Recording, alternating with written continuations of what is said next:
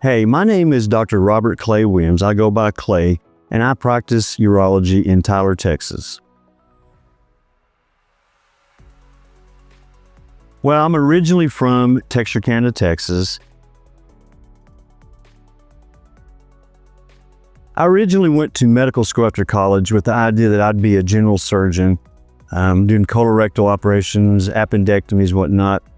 But about 3 months into the residency training, I did an elective in urology. I think it was maybe around November of my first year. And doing all the procedures, the scopes, the big cases, the small cases, and that no other specialty really overlapped with urology, it appeared to be more of a gentleman's surgery. There are some definite medical and surgical issues and urgencies, but nothing so severe that you're out late at night all the time. But it had a vast amount of knowledge and detail and medical knowledge to do the surgery. And there was a lot of primary care type of patient interaction as well. So it wasn't all surgery. And it just really spoke to my heart. And I decided to flip from general surgery and go into training to become a urologist.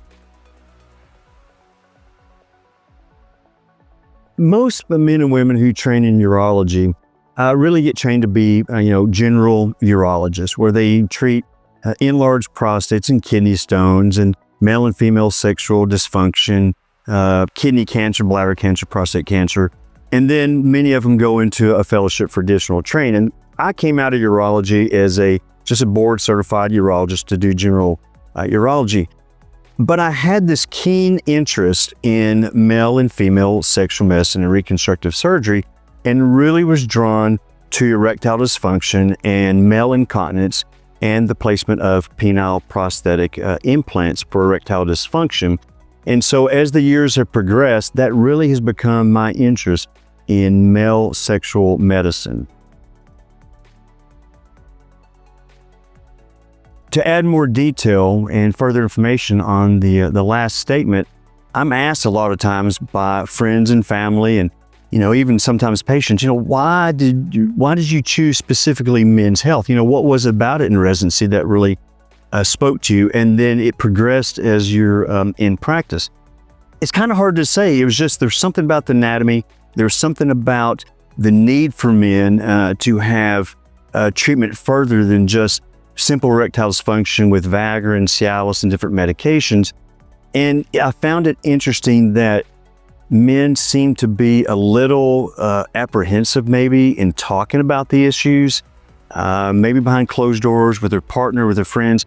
And so it became something that I felt sort of heartfelt to bring this out of men, because there's no question, it's a very common problem. About 40% of men have it, age 40 to 50. And so I felt that it was something in my heart that I needed to get this out of these men who are suffering from this disease, that many times they just weren't comfortable bringing it up to their primary care physician.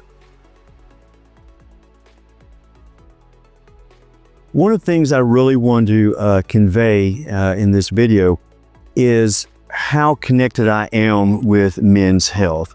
I mean, it really means a lot to me when you guys come in, sometimes alone, sometimes with your girlfriend, with your wife, significant other, and you come to my consultation room and you just pour your heart out about this. And, no matter how many times I hear, "Hey doc, I've tried this and this," and I try to move the conversation along, but it's important because this is your first time to talk about it openly, even though I've heard about it 15 other times that week, maybe even that day. And so I'm always reminded to spend the time to listen to your concerns, to let you get it off your chest in the journey you've been through with suffering for erectile dysfunction. A year, 5 years, 10 years, maybe it's disrupting your life. I've seen guys get divorces over it, have marital problems. And so what I want you to really know is that I'm here for you, to listen to you and to give you the options, and to tell you that you're not alone with this disease, with this medical problem, and that there are options for you, and we're going to talk about each and every one of them. And actually, I've got a private consultation room that has all sorts of information about erectile dysfunction, penile implants, And so when we discuss it, it will be in a very private room to discuss what probably is a very private matter and is very concerning for you.